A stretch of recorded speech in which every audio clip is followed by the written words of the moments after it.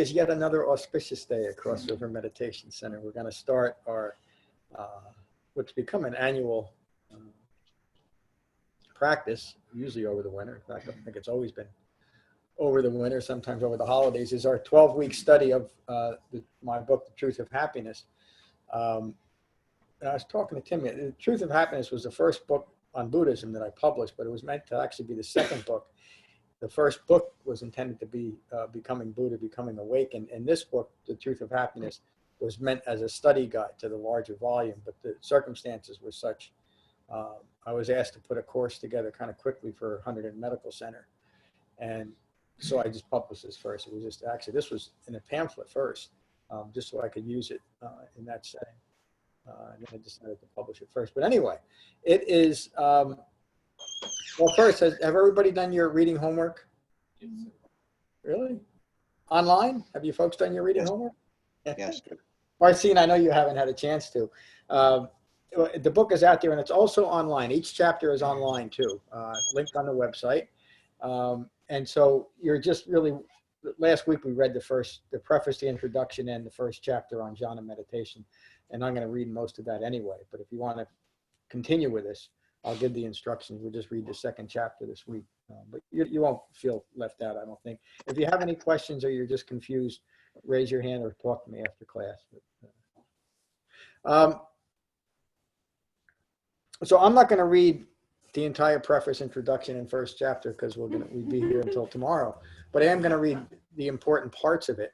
And then the way I want this to work is I want to hear the results of your homework. What you learned from this, how you see what you've read this past week, how it fits into the your larger understanding of the Buddha's Dhamma. But the preface and introduction are important. And so you understand why I wrote what I wrote. I assume, even though we should never do that, that people that have no understanding of what the Buddha taught or Buddhism at all will read this, so it's very basic. But also people that have been involved in modern Buddhism like I was and are confused and maybe frustrated with what they've been practicing.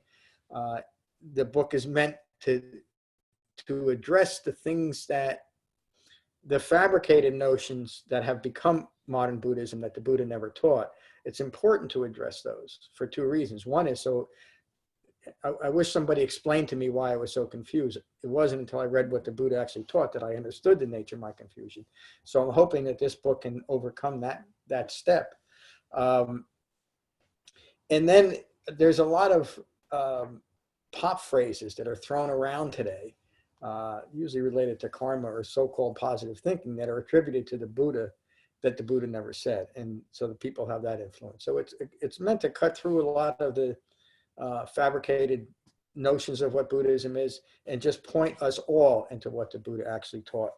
And I think it does a pretty good job of doing that. Most people would agree. Not everyone, though. This is from the preface. And we just covered the Simsapa Sutta a few weeks ago, a handful of leaves. But this describes what the Buddha taught, why he taught it in such a perfect and straightforward way. In the Simsapa Sutta, the Buddha describes the purpose of his teachings.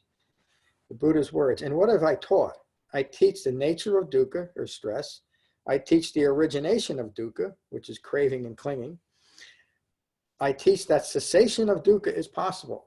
That third noble truth is so important, because if it wasn't a noble truth, if cessation of stress, of dukkha, wasn't possible, we're just wasting our times, aren't we? But it's also a profound teaching on impermanence. Even a mind that is clinging to fabricated views, I shouldn't even say it that way, because a mind clinging to fabricated views is really clinging to nothing. But even a mind clinging to fabricated views can change that mind. That's the whole purpose of the Buddha's Dhamma. And that's what he's describing here. And then the Buddha says, I teach that the Eightfold Path is the path leading to cessation of dukkha. This is what I have taught. And it's not just this sutta. This Buddha says that in many, many suttas, and it's implied in every single sutta the Buddha teaches. When you read these words, it's hard to understand, unless you understand the nature of ignorance, it's hard to understand how modern Buddhism became so confused and so off topic. But it's the nature of ignorance to continue its own ignorance by creating very powerful and subtle strategies that distracted away from what an awakened human being actually taught. The Buddha continues. And why have I taught these things? Because they are connected with the goal. They relate to the rudiments of the mindful life. These teachings develop disenchantment and dispassion. That's the whole point of the Dhamma, to become disenchanted and dispassionate with continued eye-making. These teachings develop cessation of stress and unhappiness. They bring calm and direct knowledge. Another important line, calm and direct knowledge. Why is the Buddha making that point? Because he spent 6 years studying fabricated knowledge and abstract knowledge, knowledge that ultimately is not useful to a living, breathing human being, because there's nothing in the abstract that can be helpful in a directly experienced Dhamma. Everything the Buddha taught is to be directly experienced. We verify the effectiveness of the Dhamma teachings by our own experience. And the Buddha reiterates that over and over again. He implores us not to take anything on faith, because he knows that that's an abstract. And he knows that that's a distraction when we cling to abstract and fabricated views. They bring calm and direct knowledge. These teachings develop self-awakening and unbinding. Unbinding from what? Fabricated views. Unbinding from ignorance. This is why I have taught them. Therefore, again, anybody confused about what Dhamma practice is about, all you got to do is read what the Buddha said. Therefore, your practice is contemplating and understanding, in quotes, this is stress. This is the origination of stress. This is the cessation of stress. Your practice is contemplating and understanding. This is the path of practice leading to the cessation of stress. And what the Buddha is describing here makes up the bulk of what we talk about, is applying this and recognizing the arising and the passing away of stress in our own lives at the point of contact. That's why we need a well-concentrated mind and the refined mindfulness of the Eightfold Path to understand and recognize fabricated abstract ideas that are arising in this moment, and also introduce what we understand about the Eightfold Path as a frame of reference to what's occurring. My words, the Dhamma is often presented today as an impossible goal that will take limitless eons to achieve. I remember hearing that over and over and over again, enthusiastic about the possibility of awakening and being completely disheartened every time some so-called learned teacher said, this is the practice, but guess what? You can't achieve it ever. It's cruel, isn't it? And it completely contradicts almost every teaching the Buddha ever gave, because you can hear it and feel it in most of the suttas. The Buddha's encouragement to all human beings to take to this right now, because right now you can awaken. There's nothing that I can think of is more cruel to tell people, listen to what I have to say, but it's of no benefit to you, because that's basically what that is. The Buddha never said anything like that. My words again, this notion simply creates more confusion and develops a state of mind that is constantly grasping. And you can think about that. It's a pretty good scheme to get people to keep coming, isn't it? Come here, I'll make you feel good. But the end result is so far in the future. It's awful. And we have a direct experience, each and every one of us. Maybe Marcy might be a week from now, to actually understand that this is what's occurring. My words again. I came to see that much of the rest of this is my words. I'll mention when it's the Buddha's words. I came to see that much of my confusion was arising from the individual and culturally influenced adaptations and accommodations to the Buddha's original teachings. In other words, the many years that I was practicing Buddhism, I wasn't practicing what the Buddha actually taught. And so my confusion and frustration should be expected. If I'm trying to study something that an awakened human being actually taught, but I'm not being presented that, anybody would get confused and frustrated. When I put aside the more esoteric, magical, and mystical teachings that developed after the Buddha's death and began to study the Buddha's direct teachings, these simple and profound teachings became understandable and useful. And that's what we teach here. Buddhism adapted to various cultures within the framework of each culture's beliefs and held views. I believe the difficulty that many Westerners have had in integrating the Dhamma is in attempting to develop an understanding of the Dhamma from the perspective of an unfamiliar culture. Does everybody understand what I just said? And so the Buddha in his lifetime presented this pure Dhamma, the only way that he could, the Dhamma that he understood, that worked for him and that he saw work for others. And even during his lifetime, there were strong influences to adapt and accommodate and embellish his Dhamma by people seeking recognition and power. And then after the Buddha's death, there's records of different groups now trying to take control of the original Sangha and adapting it in different ways. My article on the Pali Canon explains that, how that occurred and how it was continued. So after the Buddha's death, and this is now, we're 300 or 400 years now into the future, where Buddhism really started leaving northern India and southern Nepal.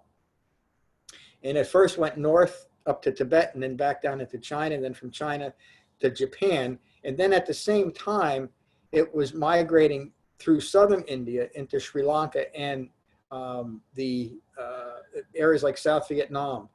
So it wasn't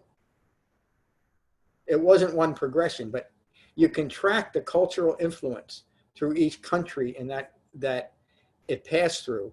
And then you look at what is so-called modern Buddhism, and you see the culture has taken preference and precedent to what the Buddha actually taught. In other words, Buddhism became a way of cultural preservation rather than a true Dhamma practice. And that's true almost everywhere it's spread, but most significantly, we can see today in Tibet. Because the big problem that China, I'm not saying that the Chinese are right. I'm going to get some nasty letters. The major problem that the Chinese government has with Tibetan Buddhism is the fact that it's Tibetan Buddhism that maintains the Tibetan culture that the Chinese don't want anything to do with. Everybody needs to be assimilated into the big government. If you go into China, and I've talked to, Matt knows a lot about this. I've never been to China, but I've talked to many people. There's Buddhist temples and Catholic temples and Muslim temples. Although the Chinese are getting pretty tough on Muslims. Religion isn't wide open in China, but there's Buddhism, and like I said, there's Christianity all through China, and there's Buddhist temples. So it's not that they're oppressing Buddhism as much as they're concerned about the Tibetan culture, but that just speaks to this notion that cultures have changed Buddhism way beyond anything that the Buddha intended. In fact, he didn't intend any change to his Dhamma. But it's also understandable, isn't it, that we'll adapt and accommodate anything to fit our own fabricated views.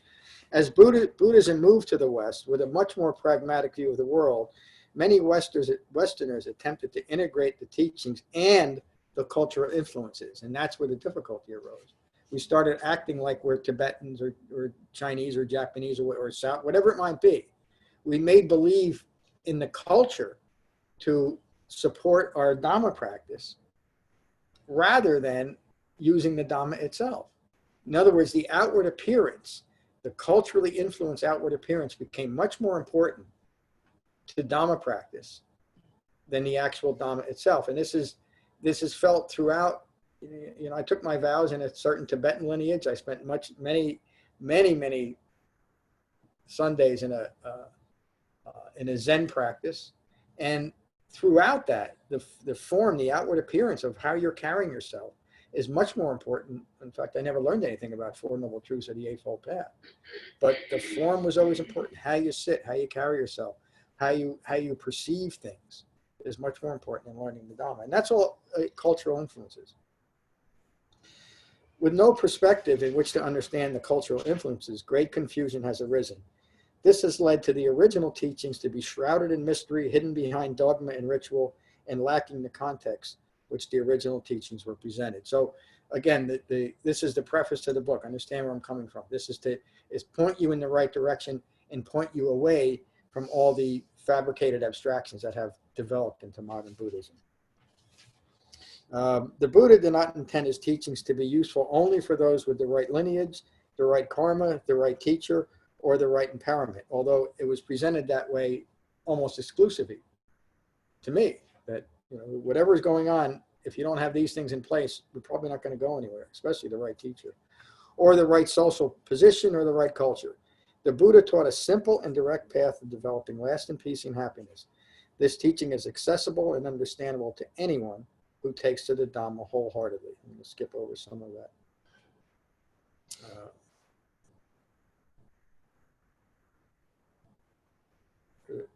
This is from the introduction. The Buddha taught four noble truths: the truth of dukkha, or the truth of suffering, the truth of the origination of suffering, which is craving for and clinging to fabricated beliefs, the truth of the cessation of suffering. It's that last noble truth is simply the Buddha's declaration is, yes, you can end your own self-inflicted suffering. That's the truth of it. And the truth of the path, the Eightfold Path leading to the cessation of suffering. And suffering is, to reiterate, the Buddha's sole purpose for teaching was to bring lasting peace and happiness to all who would wholeheartedly engage with right effort and engage his Dhamma. The Buddha's Dhamma does not include anything that did not directly develop his stated purpose or would likely lead to further confusion.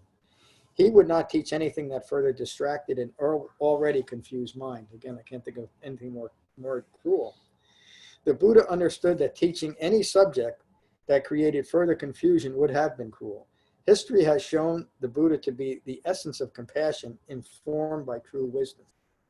It takes a lot of strength and courage to do that, to marry your compassion with the wisdom that you develop through the Dhamma. The Buddha always called himself, prior to his awakening, as an unawakened bodhisattva, or bodhisattva is the Sanskrit way of saying that. The bodhisattva ideal has become the goal of most of modern Buddhism. The bodhisattva ideal or position is that I will put aside or delay my own awakening until all sentient beings are awakened. That very vow disavows everything the Buddha taught, which is dukkha occurs.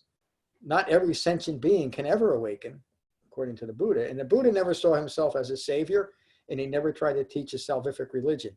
He taught an entirely practical way of looking at yourself in relation to the world that brings understanding and a calm and peaceful mind. Nothing religious about it. You can truly say there's nothing spiritual about it. And you can also say, because there's nothing religious or spiritual about it, there's nothing abstract about it. It's to be directly experienced. It's a little bit more on this. Again, from the introduction, in my words. The Buddha consistently refused to answer questions on such subjects as eternalism, infinite versus finite existence, transmigration of a soul, or, by the way, mind-to-mind transmission, which is a big portion of one part of modern Buddhism, or what the self might be, and many more questions that would only cause additional confusion and distract from liberation. Jhana meditation is the method of meditation that the Buddha taught for the 45 years of his teaching the Dhamma. The Buddha never taught any other, you know what, I think I'm going to stop there, because that's about as far as I need to go with the introduction.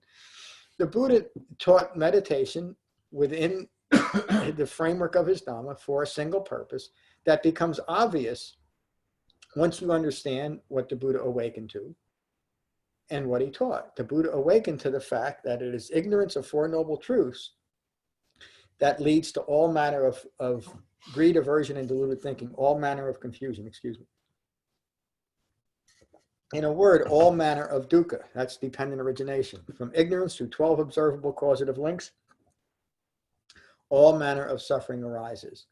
It's a mind that is rooted in ignorance, that is continually distracted from that ignorance. In other words, rooted in that word ignorance is ignore. A mind rooted in ignorance is compelled to ignore its own ignorance so as to continue its ignorance. Does that make sense to everyone? It's rather obvious, isn't it? It's this very powerful and subtle strategies that a mind rooted in ignorance employs to keep that ignorance going. The Buddha recognized this upon his awakening. He saw this clearly. You remember the teachings on the Nagara Sutta, where the Buddha observed this phenomenon within his own mind and being stuck in these fabricated views. And it wasn't until he understood that and extricated himself out of that through jhana meditation and a developing right view of who he was in relation to the world, that he was able to stop that process. And that's what he taught. He taught us the same method of stopping that process of continued ignorance and developing wisdom and compassion in a mind that was once rooted in ignorance. The teachings themselves, I believe, are the most brilliant teachings ever given to humanity because of that single point. They actually deliver what he promised. I've been somewhat interested in religion my whole life, born Roman Catholic. I've yet to find any, I'm going to get it for this. I've yet to find any religion that actually delivered what it promised. Of course, most religions' promises are only available when you have no way of verifying it. and so that was one of my big problems. I wanted to know. I was brought up told that because I was born, I have something called original sin. You know, I'm kind of screwed before I get going. But as long as I do all these things, I might get a break later on. That wasn't good enough for me. I didn't understand why it wasn't good enough for me until much later. But it caused a lot of frustration and a lot of fear. And I think it would to any child that is taught that. It's a cruel teaching. Basically saying that you're worthless here, your worth is somewhere else. It's in another body, in another life, in heaven, if you're lucky enough to get there, in hell, where I thought I was going because of that damn original sin. What a way to live a life. And it wasn't until I actually developed what the Buddha taught, I didn't recognize it at the time, that I was able to develop a calm and peaceful mind, because I was able to look at and let go of all of that, I almost said a bad word, all of the fabricated views that, and again, I'm not blaming the world, I'm not blaming society, I'm not blaming my parents, I'm not blaming the priest, I'm not blaming anyone, because I'm the one that bought into it. Of course, I was a kid. And it was up to me, once I became aware of what was occurring, it is now my responsibility to develop the Dhamma and work my way through it. And I can tell you, and all of you can say, it actually works. That's the point of the Buddha's Dhamma. And so that mind rooted in ignorance, prone to distracting itself to continue ignorance, needs a method to calm that, to recognize and calm that distraction. That's why the Buddha taught one meditation method called Jhana. He's never taught anything else. Every time the Buddha would instruct those, it's time to go meditate, he'd say, go find the root of a tree or an empty hut and do Jhana. And the instructions for Jhana are found in the beginning of the Satipatthana Sutta. To become mindful of the breath in the body, to become mindful of thoughts and feelings arising and passing away. Those are the first three foundations, simple. And the fourth foundation of the present quality of your mind. And that's that last instruction that we give in meditation. What the Buddha is teaching, that by first uniting the mind and the body, what we do to initiate every meditation practice, and then be mindful that once your mind is back in your body, you're likely to be distracted by feelings arising and passing away and thoughts arising and passing away. How does he know that? Because he went through it. He understood it in himself. And he understood that a mind that is prone to ignorance uses feelings and thoughts about those feelings to justify its own existence, to establish its existence. How you doing today? That's probably the most common human phrase of ever. How you doing? How you feeling today? How I'm feeling. It doesn't matter. I'm feeling what I'm feeling. My mind resting in what's occurring is simply doing that. It's feeling what it's feeling without the need for that feeling to be any different. And its thoughts are not directed towards or distracted towards what it's feeling. It's simply resting in understanding. This is life as life occurs. And when we can live that way, when we're not grasping after or clinging to feelings and thoughts being a certain way and maintain, then the quality of our mind is peaceful. If not, the quality of our mind is going to be agitated, either constantly or at times. And that's why that fourth foundation of mindfulness is so important in meditation and off our cushions as a benchmark for how we're doing in Dhamma practice. If we find our minds agitated at times, it simply means we need a bit more jhana practice and we need to integrate more of the Eightfold Path. But that's the purpose of the Dhamma, is to use right meditation, jhana meditation, to increase the refined mindfulness that can hold in mind the Eightfold Path. And as we continue with this study, we're going to learn exactly what Four Noble Truths are, what the Eightfold Path is, how to integrate that. And then as we go deeper into our study, will understand in a deep level dependent origination and the formation of anatta, wrong views of self in relation to the world. And finally, we'll conclude our study with a look at hindrances to practices and a few other things. So I think that's a good introduction. What I'd like to hear now is the results of your homework and how you see the preface, the introduction in Jhana Meditation, what you've learned about it, and how you see it fits into the overall Dhamma. And let's start with Dethane. Dethane, how are you today? Oh, wait a minute. I'm here. Ah, good. How are you, Dethane? I'm good. Yeah, great introduction. This week for me has been a real great material for what you're talking about.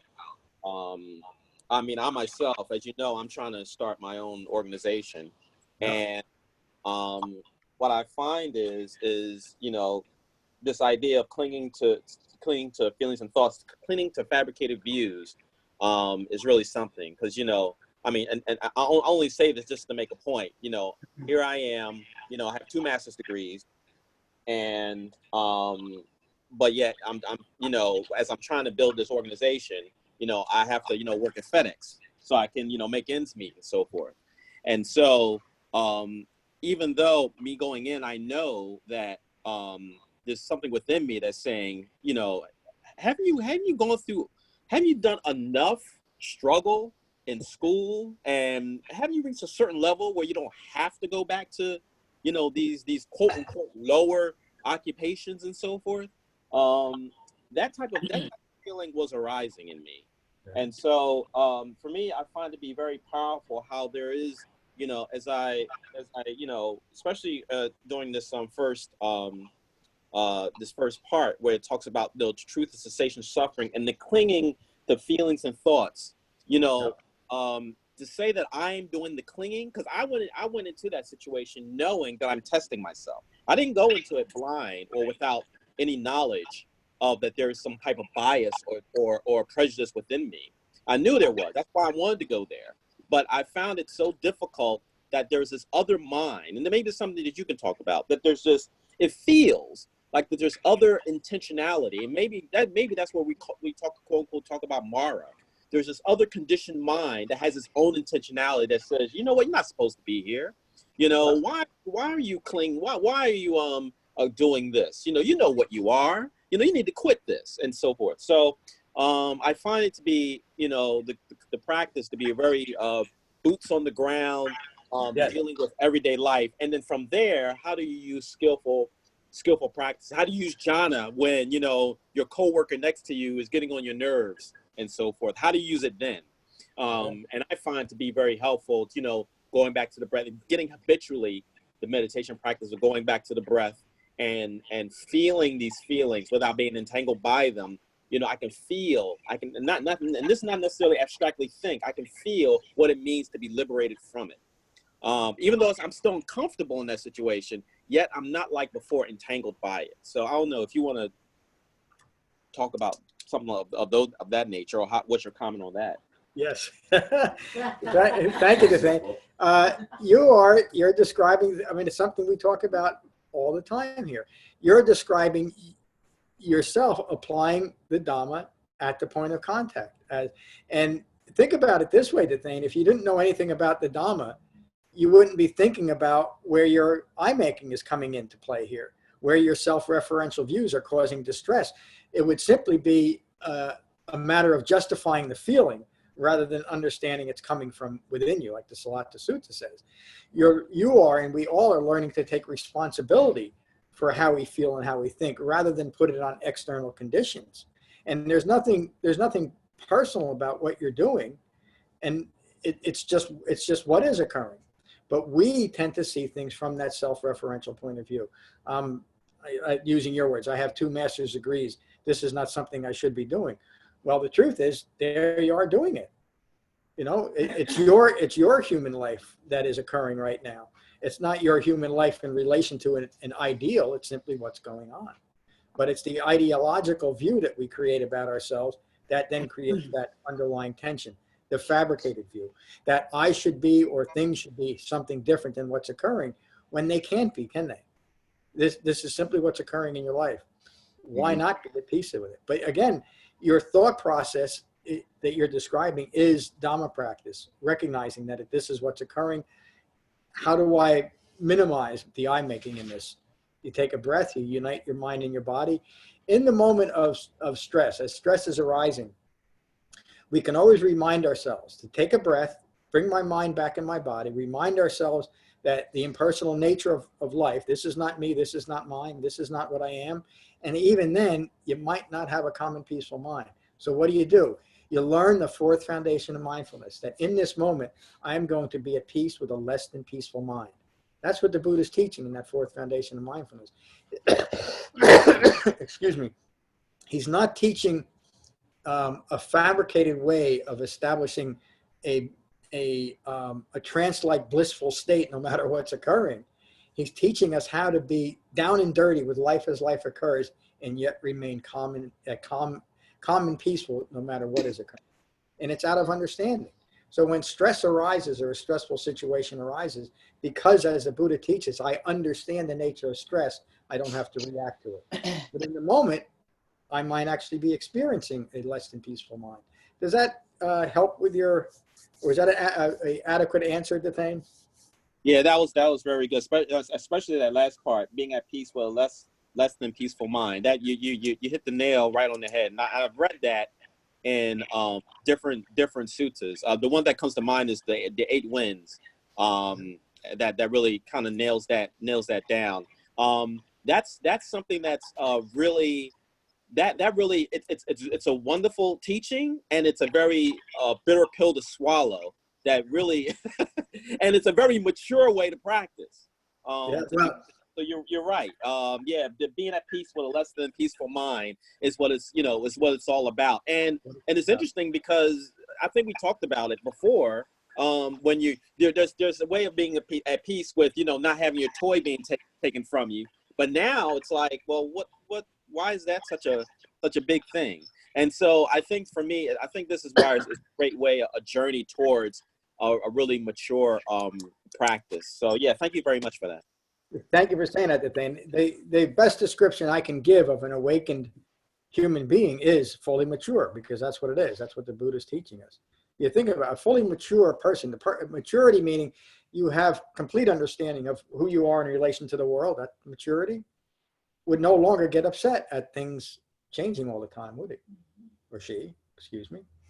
Because you understand it. It's not rooted, again, in the fabrication. You understand the nature of stress and suffering as a consequence of having a human life. When the Buddha described dukkha, he didn't describe it in any esoteric or mystical way, entirely practical way. Birth is suffering, meaning as a consequence of being born a human being, there's going to be suffering. And then he says along the way, there's going to be sickness and aging. That's going to be stressful too. And he said, by the way, at the end of all of this, you get to die. That's stressful. And then he says along that way, you're going to get things you don't want, stressful. And you're going to lose things that you do want, stressful. And then he would conclude this statement, this profound statement that nobody wants to face, except us, with, in short, the 5 clinging aggregates are stressful. The 5 clinging aggregates are the Buddha's description of the personal experience of ongoing ignorance. The 5 clinging aggregates. Ongoing ignorance is stressful. So the solution to ongoing ignorance being stressful is understanding where there was once ignorance. Why the Buddha's Dhamma works. Thank you, Thane. Thad, how are you? Good to see you this morning. Oh, thank you, John. Yeah, lot of things here, lot of good things here. The Samsapa Sutta, I like that because it seems like in a lot of my practice before I attended some of the same places I think that you did. The goal of a lot of that practice was to understand those leaves in the tree. The idea was if you could get some sort of knowledge of the meaning of the universe and awaken to it, then you would be qualified to begin Dhamma practice. Yep. And that never worked. You sort of never got there, or at least I did, the way I understood it. I'm going to bring this thing, though, this introduction down to a real personal level here as far as Dhamma practice, though. this is just some notes I jotted down, that the analogy train the mind that the Buddha uses of the elephant and the rope and the stake is very, very helpful to me, because what happens a lot of times, when I'm trying to meditate, monkey mind is just taken over, and there's sort of, along with that, it's like I'm almost a reporter reporting on the condition of how am I doing in my Dhamma practice. If I can remember the Buddha's instructions, there is that mindfulness of the breath, and the breath being that stake, and the mindfulness of the breath being that rope that keeps me attached there. Before I'd heard that analogy before, and it was just a kind of an interesting, colorful saying, but now it actually is an instruction for Dhamma practice, and it really helps me come back to what I'm supposed to be doing in the moment. Yeah. And one other thing from that I've jotted down for myself is also had set this goal of having maybe a 30 to 35 minute session in the morning and one in the evening, and that would be my commitment to it. And what I found out was, in the morning, I'm still working, and in the morning a lot of times I'd be end up sitting there making excuses. Well, I can't really sit for 35 minutes, and that would lead me to either not practice that morning or something. So I've shortened my sessions a little bit per your recommendation. I've shortened some of my session in the morning a little bit, to about 20 minutes. And that way I don't have any excuse for that restless mind hindrance taking over. So a lot of good stuff here. Thank you very much for your teaching. Thank you, Thad. And that last little bit, it's a self-referential, ego-based mind that wants to, I can meditate for 40 minutes or an hour. And if I can't do the whole thing, then I'm not doing it right. Right. The reasonable thing is just cut back a little bit. 20 minutes is a fine practice. Good for you. Thank you, Thad. Now let me go on to Michael. Michael, how are you? Hi, John. I'm sorry that I did. Does everybody know what Thad was referring to, the how to train a wild elephant? Okay, good. It's such an important little part of that sutta, though. Michael, good morning. Hi, John. How are you? I'm here with Julia. Hi, John. Julia. Hi, John. Hi, Good, everybody. Hi there. We had to go to New York to do some family things, so that's why we're not there. We're not just too lazy to make our way down there. I thought it was the latter, Wes. It is a priority to be there, as you know. I'm kind of all over the place with my notes and everything. You can see I'm got my book here and I'm reading. And I just want to say, Julia and I started reading this book. We love this book, John, and it's so nicely written. It's just from reading, the preface, introduction, and this first chapter. It's just like kind of has deepened our understanding of just like a lot of the core concepts that you bring up in class all the time. So I'm just very happy that we went from the structured study into this book. And David had mentioned that this would be this is a nice read, and he said that we would like it, and he hit the nail right on the head, because we sure do. Not to take too much time here. So we're doing well with this, and our Dhamma practice is doing well. We recognize and we restrain, and we employ the Eightfold Path, so that's the whole nature of the thing. I just like to bring up like one thing you had said, and I like this because, again, it's a good concept when you brought up the nature of ignorance, and like ignoring one's own ignorance. I think that's very important. It's very easy to point out, hey, look at the way that person is acting, how ignorant they are.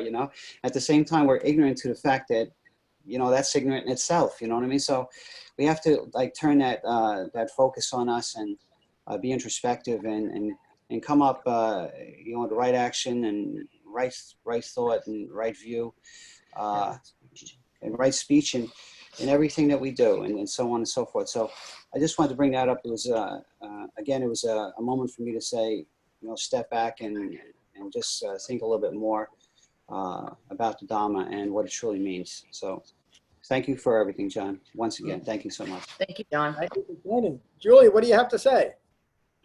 Um, You don't have to say anything. She's camera shy. That's what I'll say. I That for her. So am I. Well, I'm just glad you both could join us today. Thank you. Yeah, thank you, John. Thank you, John. Yeah, thank you. Jen. Hello.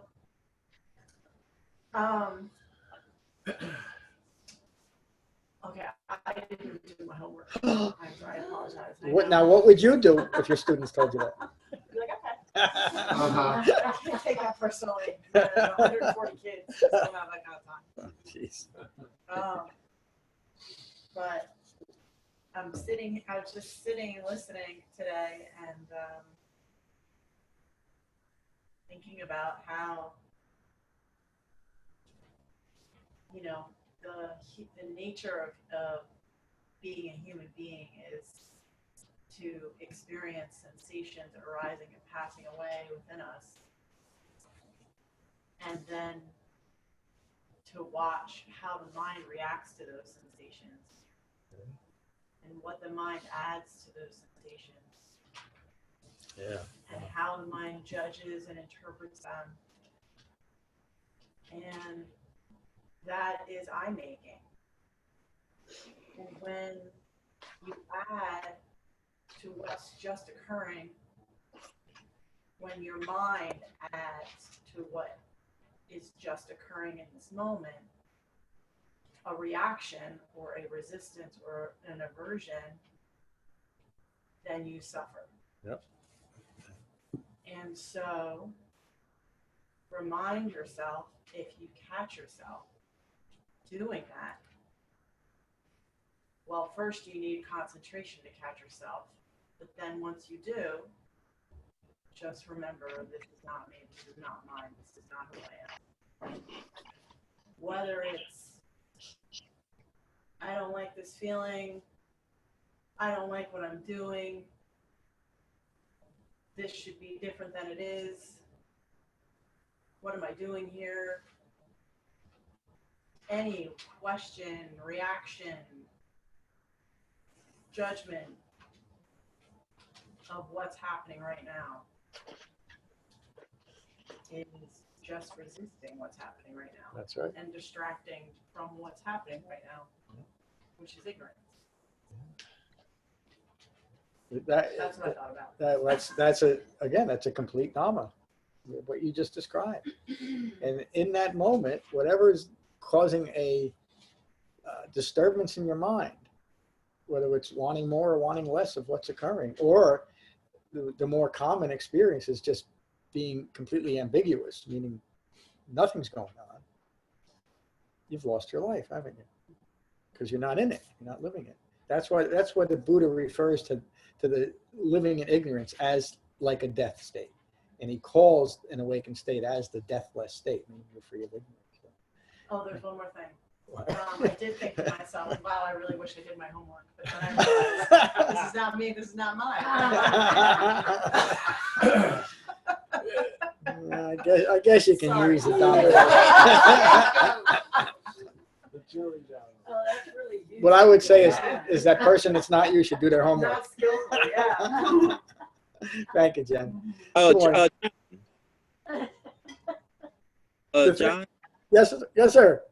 could you just say that one more time about the deathless and the death state? I think it's a very important point. But I didn't catch it. I wanted to write. Yeah, the Buddha always, and this goes to, there's some teachings that teach that the Buddha somehow teaches eternality, and somehow you could live forever. I never could quite get that. But when the Buddha was referring to the deathless state, he was referring to the state of mind free of ignorance. And he always referred to living with ignorance as like a living death. So liberation from ignorance is finally coming alive. And that is the best description of living in ignorance I can think of. Because when we're in ignorance, we're not living what's occurring. We're living a fabricated view in relation to what's occurring. And we're actually, how do I say it? You could say you're one step or one thought one clear thought removed from reality of what's occurring. You're not living your life. So thank you for bringing that up to things. It's an important point. Yeah, thank you. Good morning, Lorna. Good morning. I seem to be on the same theme as most of other practitioners this morning. Good. And I could give you one perfectly good example is that usually when we get a newsletter and we learn about what you're going to teach the next class, read it, and usually I get inspired, and you can have like an aha moment, or the bell goes off and you just see something in the Dhamma that you haven't seen, and it's kind of like inspiring and gratifying and uplifting and all that sort of stuff. So usually when I prepare for a class, I enjoy the reading. However, there was a lot of the beginning of the book here that actually I know very well, and it wasn't inspiring, it wasn't uplifting, it wasn't You don't need to be so honest. there was no bells going off or light bulbs going off. It was just like I was just reading it, to the point I was bored, but I did recognize that I have that's a thought and a feeling. Yeah. So it's just another example of what Nathane says. Jen says that it's just another practical description of what everybody's talking about. Yeah. It was just because usually I'm inspired to read it. Yeah. And this time I was kind of like let down a bit because I kind of know it, I know your history and all that sort of stuff. Describing how to sit in a meditation, I find boring, and I do it. Well, wait a minute. You're the one that said we should do this. I know. I wasn't going to do the truth of happiness I was just course. like plodding through it, and that was the thought and the feeling and and it was like. You're talking about redundancy because you've done this before. Yeah, and it was kind of like, that's the Dhamma. Yeah, it That's is. what it is, and it's a thought and a feeling, and that's how I felt reading this bit. I'm sure when we get onto the Eightfold Path and things, it'll be different, but that's how I felt. Thank you. Again, and that's the Dhamma is like that too, isn't it? Sometimes it's inspiring and exciting, and sometimes it's so I really want to do. Yeah, and that's why there's the 6 factors of the Eightfold Path is right effort. It's a reminder. Keep going. It doesn't matter how you're feeling or how you're thinking. If you're bored right now, take a breath, come back in your body, and come to class. So thank you, and that's just what you did. Morning, Ron. Good morning, Jeff. I actually did do my homework.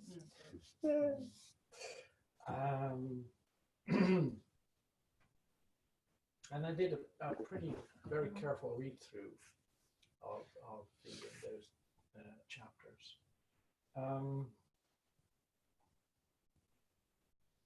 And I do find that compared to previous years, I have a better understanding of jhana. And as I was reading through, so I was kind of checking things off. Because, I'm still living with a very high level of distraction in my meditation. And, but I'm realizing that in previous years, I've been trying to get rid of these thoughts, and again, reading through it again, and practicing more in the last year or two. The thoughts are going to be there, one way or the other. And so I just need to deal with the actual distraction of it.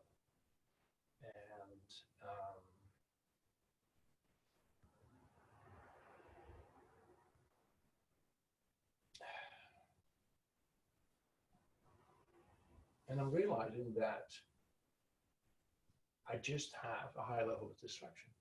This is my current state of mind. Yeah. Period. And that's now finally starting to creep into to my practice, my meditation practice. That I'm realizing this is my state of mind, and I can be upset about it. I can be bored.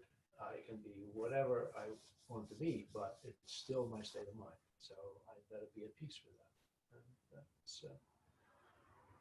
that's been the big the big thing in the last few months of just realizing that the state of distraction is there. Thank you. That's such an important point. Many people think that the ultimate goal of meditation is to develop a trance-like state where you're, I could teach all of you in about 3 minutes. I could put you all in a trance-like state. I don't, because again, it's a cruel thing to do. If you're in a trance-like state, there's no opportunity for insight into what's occurring, is there? You've just created another barrier in yourself to recognizing and abandoning ignorance of Four Noble Truths. The Buddha, again, there were meditation methods that did that. Any meditation today, like a visualization, that even though it's called meditation, it's not, is a way of distracting yourself from what's really occurring. The Buddha taught a way to unite a mind and its body so that it can observe what's going on within that mind and body. There's no other way to liberate yourself, would there be? I mean, but that thinking that directed Siddhartha Gautama to that way of understanding is just brilliant. But it's obvious too. In order to change your mind, you have to be in your mind and be familiar with your mind, what's occurring. But we can't do that if our minds are always distracted. And you have just described again how to develop a Dhamma practice. You keep going, you start recognizing, because of the framework you develop, where you need to apply the Dhamma and where you just go on with your life. Yeah. See, the other factors come along just fine, and you know, right effort it's worth it. Yeah. But Thank you. Yeah. Well, yeah, it's Dhamma practice. So, again, that's what we're all describing. It's remarkable. Good morning, Tim. Well, morning, because it's neither good nor bad. Just want to point that out. Thank everybody online, Michael, Julia, Thad, Thane. Anybody here? What I did was I prioritized the when I did the readings, when I read the chapter. So bear with me if I could just briefly. So one thing, the first thing that really came out at me was the dispassion and disenchantment towards the feelings, thoughts, and emotions of all external phenomena during meditation. Yep. Dispassion of it, and that's something I think what I was talking about. I'm talking about last week when stuff comes up, to be mindful of that and be dispassionate about it, and that's something that really struck out. And then I realized when I was reading as well that I'm reading from my notes that I have in caps ego. All self-referential views, conditioned mind needs to cling into grasp, needs to crave what pleasures it wants and aversion to unpleasantries, time traveling to the future, worry and doubt, and the past, regret, anger, and sadness. At the present point of contact, ego is fed with these wrong views that leads to the next rebirth. And that's right out of dependent origination. And so those thought processes during meditation pop in, and in that moment, that comes in, that is established, that wrong view. And then the thing that really, again, this has kind of ties it together, is that the right mindfulness, again, this is from what I got out of the chapter, right mindfulness can only be achieved with concentration and dispassion. Yep. No judgment, no over-analytical to the arising phenomena. Acceptance of the present moment, each moment. And once this concentration is developed, one can be mindful of the breath, feelings arising, thoughts arising, and the present quality of mind without any judgment, with dispassion. Yeah. I'm going fast because I want everybody to get a turn. I don't like to talk fast, but I'm doing it anyway.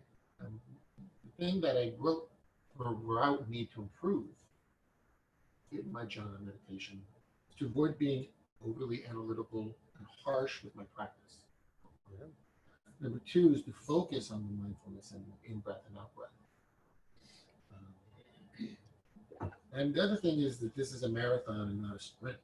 To enjoy the journey be mindful of the improving mindfulness, if that makes any sense. Yeah, And, a lot of sense. And step backwards without being judgmental, and again, being dispassionate when these things come up. And I took these notes without going back to, I just keep seeing dispassionate coming up all the time. So that's the essence of what I've got out of this. But two other little sidebars. One thing that you said, and this is something that I'm noticing with myself, and something you said in the chapter, I want to just read it real quick. It's a quick paragraph. It is important to note here the significant difference between a thought that directs a proper and appropriate thoughts and behavior, and a thought that develops additional stress and distraction. And I don't want to go through what you mean by that. I think you know what I'm talking about. Yeah. You know, It's just brilliant. that is something that I find myself doing. I'm at the point now where I already have said something that's within the Dhamma inappropriate, but it's already too late. But I'm not judging myself and being harsh on myself with it. Just realizing I said it, just have better effort next time and avoid restraint, or have restraint and not do it again. And then I wanted to ask you, and I think I wanted to talk to the Sangha about this. When we refer to ignorance, we're referring to the ignorance of the Four Noble Truths, not ignorance of not knowing something in the worldly phenomenon. Yep.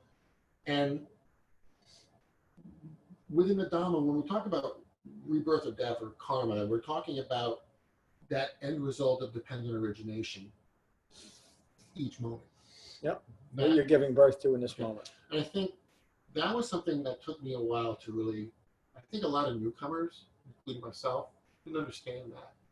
And I think you should be stressed more that when we're talking about ignorance, we're not talking about being stupid.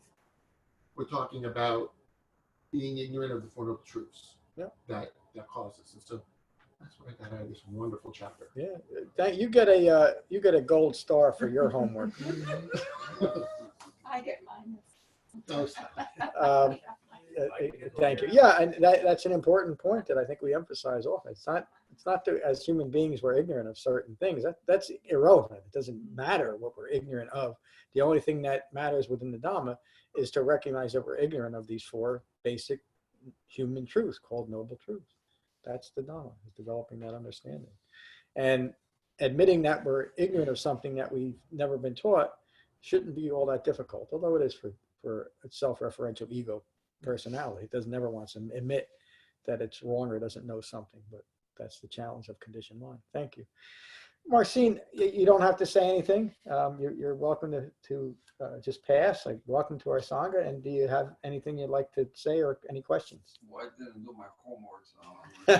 Well, you didn't have any homework yet. So you will today. I'm not sure. I mean, I'm listening to all of these comments and homework, and I feel like I don't know what's the word, and pardon my accent. Right. I feel like I've been in some of these situations, and the first gentleman was talking about the stress and, you know, trying to do something that he doesn't feel like he should be doing. I'm on the same kind of page, you know. I feel like I'm kind of programmed to do stuff rather than kind of doing what I love to do. And, you know, this is the reason I started to meditate a couple of months ago. It's interesting to hear all these, you know, experiences and stuff, and I feel I'm in the right place to improve, you know, on that. Yeah, so we're all happy to hear you say that. Thank you again. Welcome to our Sangha. You speak very good English. Oh, thank you. Much, I ain't no good at English. The meditation that we did, that you able to do that without any difficulty? You understand it? Well, and I can actually quickly say why. You know, being into martial arts most of my life, I feel like the focus and stuff, it's not a problem for me. I gotten sick about 3 years ago, and I have huge hissing in my ear. So when I started meditating, for the first month, I said to myself, I can't do it. Yeah. It's just like, oh my gosh, it's hissing. I'm like, oh my. So, and there was this about a month, maybe a month and a half later, I went out on a session and I thought it was 15 minutes. I woke up in like an hour and 30 minutes. I'm like, Wow. well, hold on, what just happened?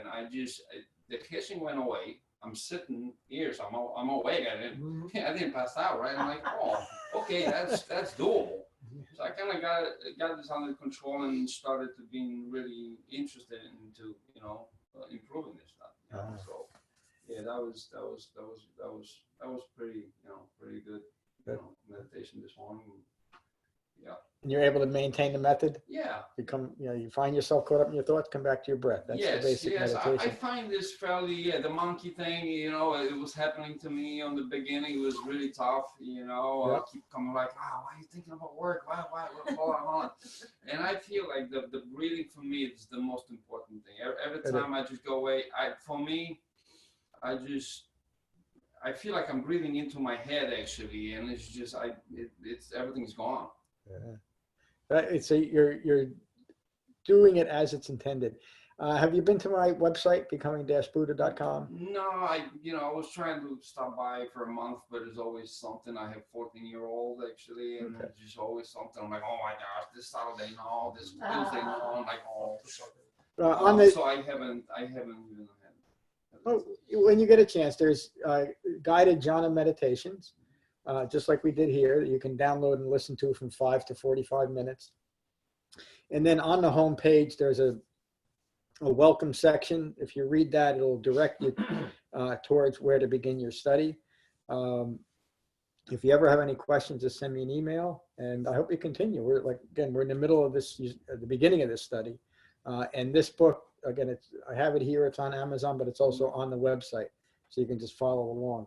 So what we're going to do now this next week is read the second chapter, and then you're going to write a paragraph or two and bring it here like everyone has done this morning. And we'll talk about that next week. In the same class, this class will be taught again on Tuesday, and then next Saturday we'll discuss the second chapter, and next Tuesday the second chapter. So, yeah, again, welcome to our Sangha. Barbara, good to see you. So I'm new to the study of Buddhism, and I've been in a state of confusion. But I've been meditating, I've been doing the reading, and I had a little bit of epiphany this week in that I've decided, like we exercise to strengthen our muscles and our cardiovascular system because it makes it easier for us to do physical things in our life. Yeah. And I'm finding that meditation is helping me strengthen my mind to deal better with emotional things. So, and I was able to apply that this week because it was unusual. I had 5 things on my calendar. They all got canceled. I had nothing to do with the cancellations. And I was able to manage that gracefully. Yeah. Isn't that remarkable? I mean, again, that's the Dhamma at work, with maintaining a calm and peaceful mind no matter what occurs. That's it. And you're understanding that the other teachings support meditation, and meditation supports integrating the rest of the Dhamma. That's what it is. That's what we do here. So I'm glad you're getting the benefit of it today. Kevin, good to see you. Good to see you, Ken.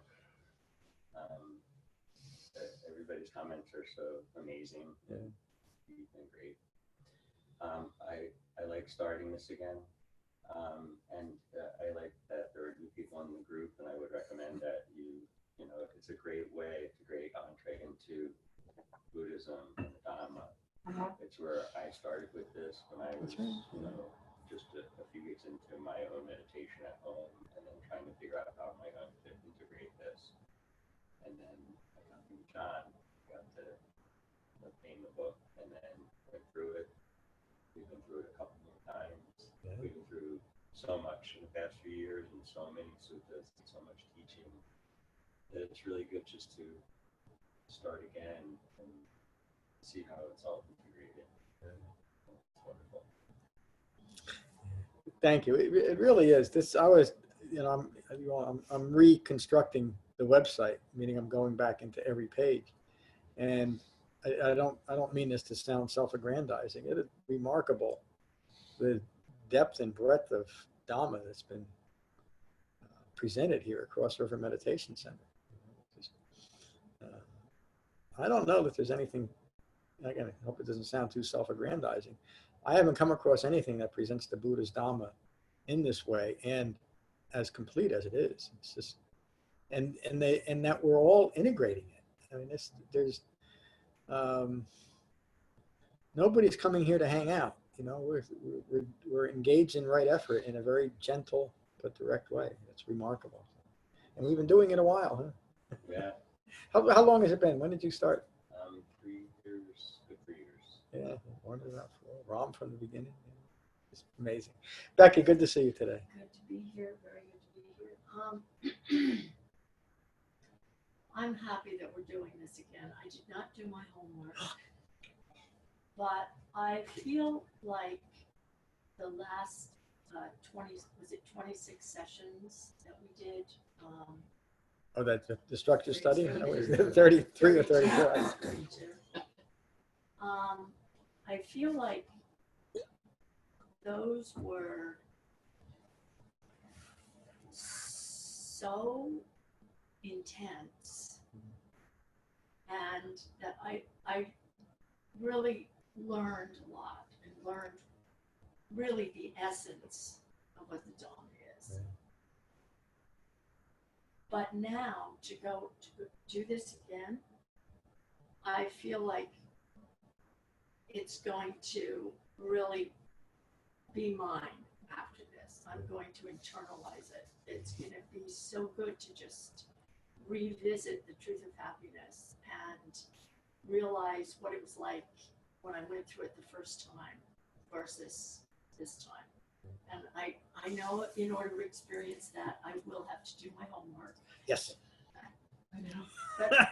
But secondly, I'm really with Ram with the monkey mind and the meditation. I meditate and I'm like, wow. I always listen to your tape when I meditate. So I have your callbacks.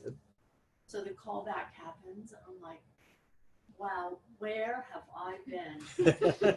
I've definitely not been here. And that happens so often. And I was getting really discouraged by that. And now I just realized that I would just keep doing it. And when I'm able to come back to my breath, when I'm able to think of coming back to my breath, I will come back to my breath, and that's all I can do. That's all I can do until, I know eventually that more and more wisdom will come, and I will be able to get more insight into what's happening in my life.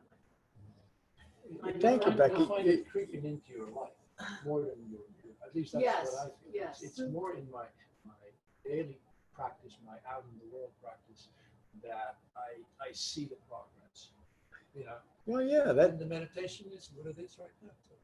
For almost everyone I've ever taught, it is in the moment that we practice the Dhamma, and it's in the moment that we realize it's working.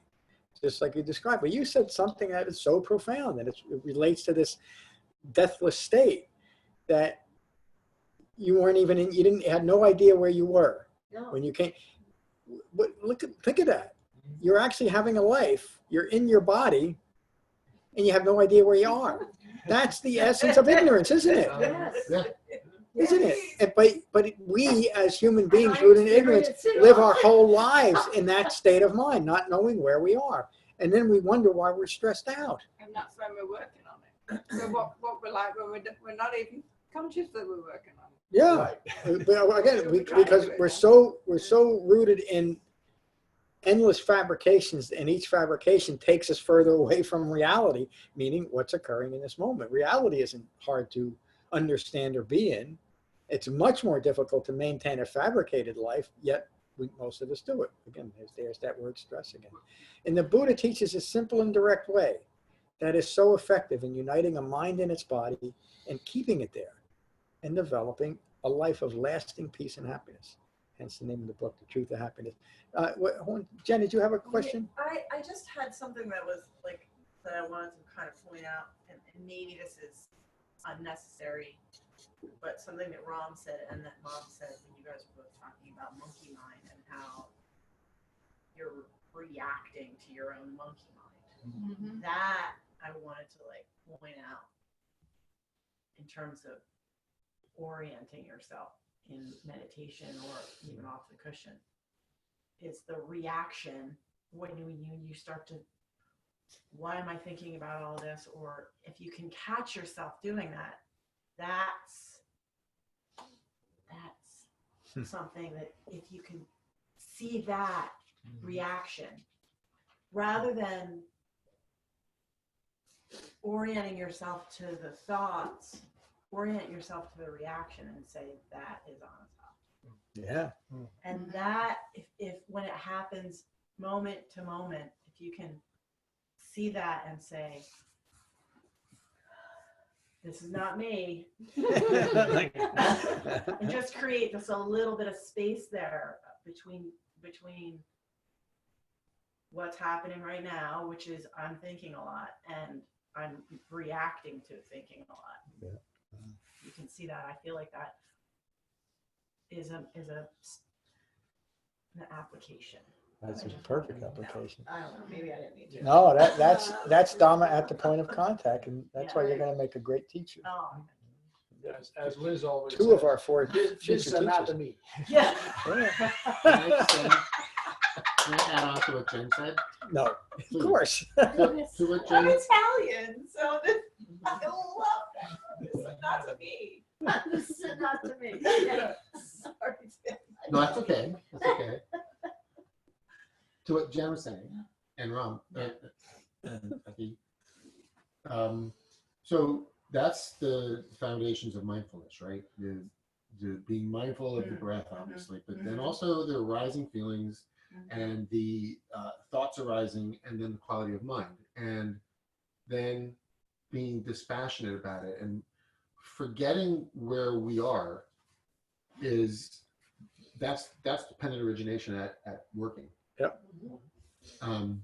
But as we, and that's, I know it's simple, but it's it is not for, you have said this, not for the faint of heart, because it takes a lot of perseverance and practice. Oh, that's for sure. It really does, and that's where the judgment comes in. Self-judgment. The self-judgment. Yeah. So when I'm on my cushion, same way, I'm really just noticing at that point of contact that quality of mind. Yeah, there you go. Thank you for bringing it And back I to think that. that's what Yeah. you were The referring foundation. to. Fourth foundation of mindfulness. So that's wonderful. Boy, what a great teaching you all gave today. It really was remarkable.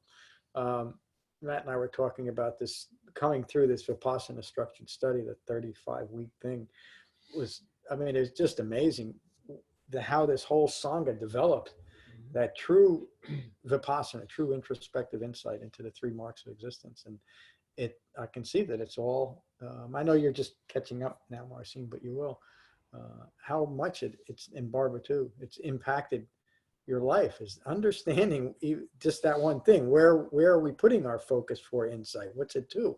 It's not to every common occurrence. It's to the nature of anatta in relation to the world it's living in, the nature of wrong views of self, creating stress in its own environment.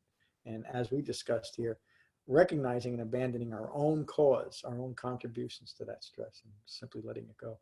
Remarkable. So this week we'll read chapter 2.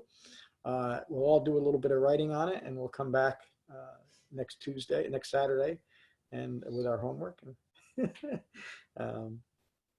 And we'll continue that way. I was thinking the same thing, Becky, that going through this now as a Sangha I think is going to be a very profound experience for everyone. And I wasn't even going to do it this year. But you know, Lorna and Ram and David said, you better do it or they're leaving the Sangha. So we're doing it. And thank you all for joining online. We'll finish as we always do with the Karaniya Metta Sutta. So again, take a moment to become mindful of your in-breath and your out-breath. Unite your mind back in your body. And these are the Buddha's words on Metta from the Karaniya Metta Sutta. This is what should be done by one who is skilled in goodness and who knows the path of peace. Let them be able and upright, straightforward and gentle in speech, humble and not conceited, contented and easily satisfied, unburdened with duties and frugal in their ways, peaceful and calm and wise and skillful, not proud or demanding in nature. Let them not do the slightest thing that the wise would later reprove.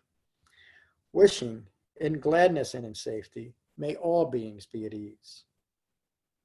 Whatever living beings there may be, whether they are weak or strong, omitting none, the great or the mighty, medium, short, or small, the seen and the unseen, those living near and far away, those born and to be born, may all beings be at ease.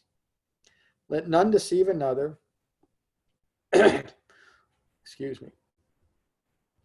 Let none deceive another or despise any being in any state. Let none through anger or ill will wish harm upon another. Even as a mother protects with her life her child, her only child, so with a boundless heart should one cherish all living beings. Radiating kindness over the entire world, spreading upwards to the skies and downwards to the depths, outwards and unbounded, freed from hatred and ill will. Whether standing or walking, seated or lying down, free from drowsiness, one should sustain this recollection. This is said to be the sublime abiding. By not holding to fixed views, the pure-hearted one, having clarity of vision, being freed from all sense desires, is not born again into this world. Thank you all for a wonderful class tonight. Peace. Yeah, thank you. Thank you all for joining online. Yeah, thank you. Thank you. See you all soon. Thank you, John. Thank you. Thank you, John.